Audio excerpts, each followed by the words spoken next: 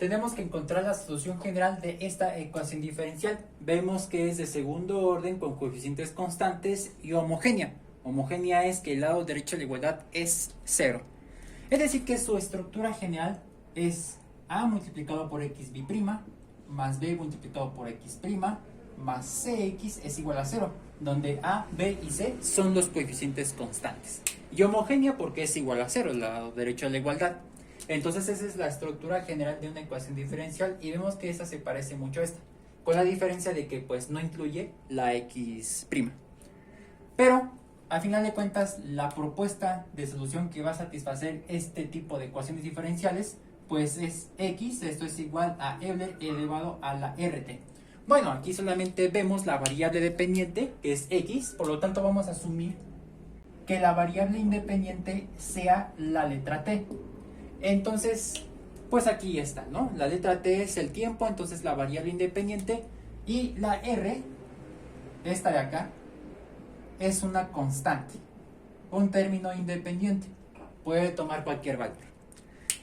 En este caso vemos que la x es la propuesta, por lo tanto se la va a sustituir a esta ecuación diferencial por acá.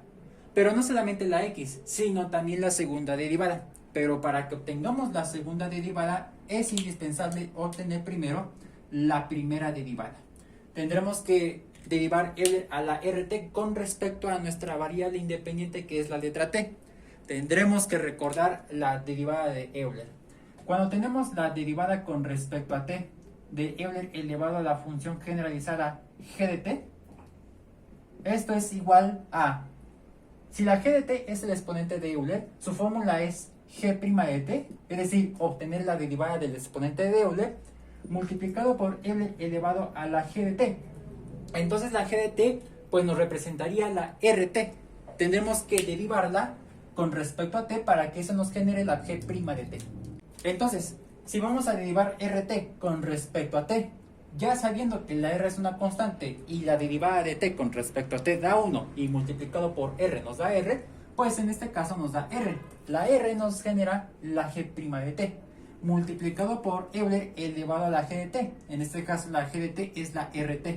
Entonces esta es la derivada del exponente de Euler. Entonces ya obtuvimos la primera derivada. Por lo tanto ahora es momento de encontrar la segunda derivada. Si nosotros recordamos las reglas básicas de derivación, cuando tenemos una constante multiplicada por una función, la constante la quedamos quieta, mientras que abriendo y cerrando paréntesis, lo que vamos a poner dentro de los paréntesis es la derivada de este.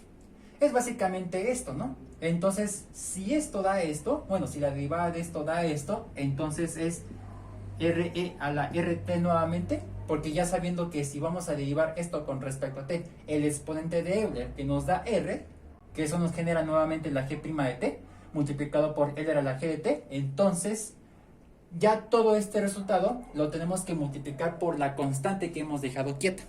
Entonces simplemente r por r nos da r cuadrada por leyes de los exponentes. Entonces decimos que xb' esto es igual a r cuadrada Euler a la rt. Ya generamos la propuesta así como su primera y segunda derivadas.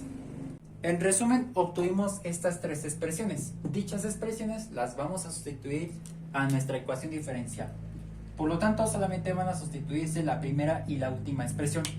Entonces vemos que la xb', que nos representa r cuadrada Euler a la rt, todo esto será sumado con 9 veces x, es decir, 9 por Euler a la rt. Y ya todo esto es igual a 0. Entonces, lo primero que tenemos que obtener es el polinomio característico.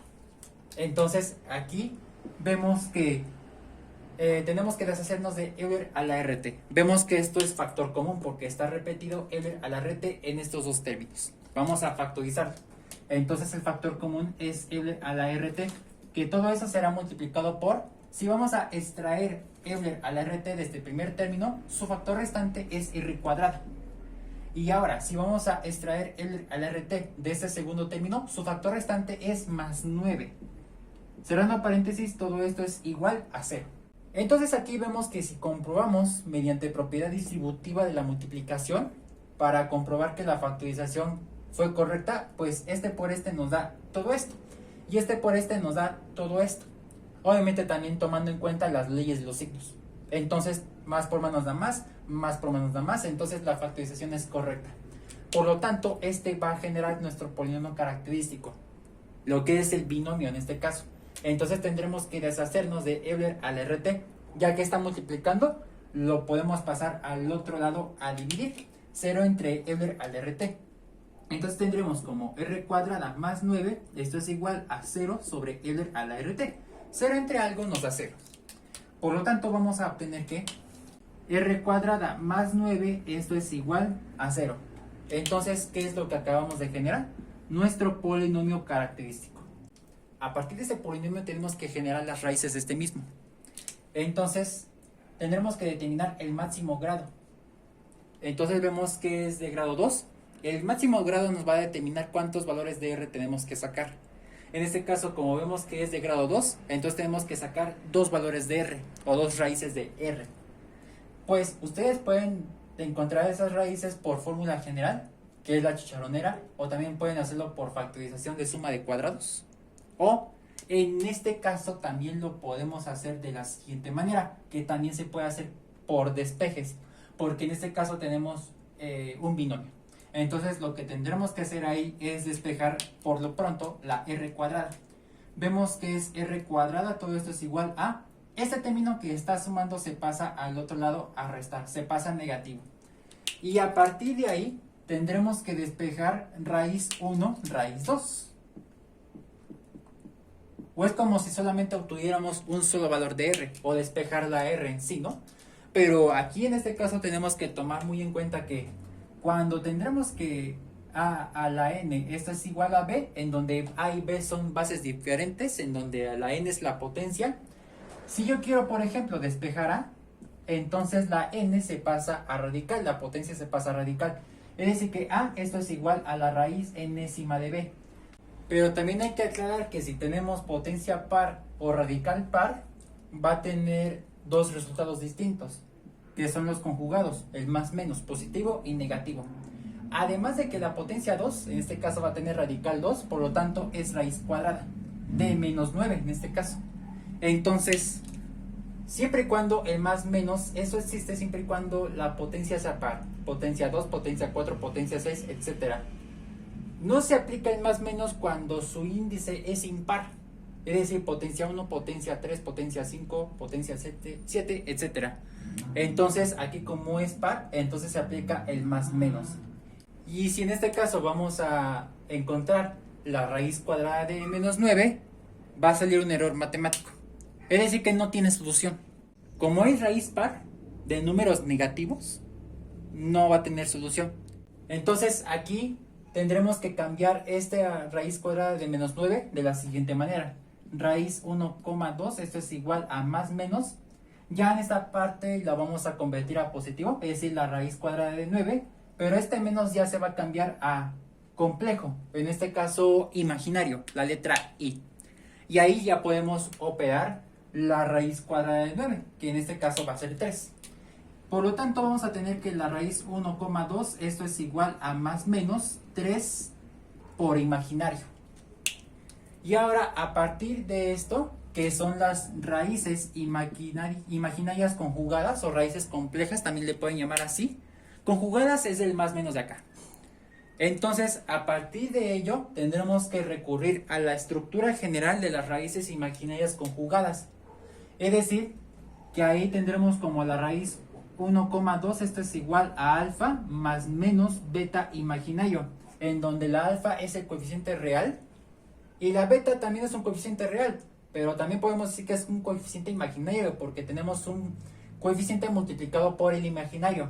Entonces, el punto es que tendremos que determinar alfa y beta para estas dos raíces.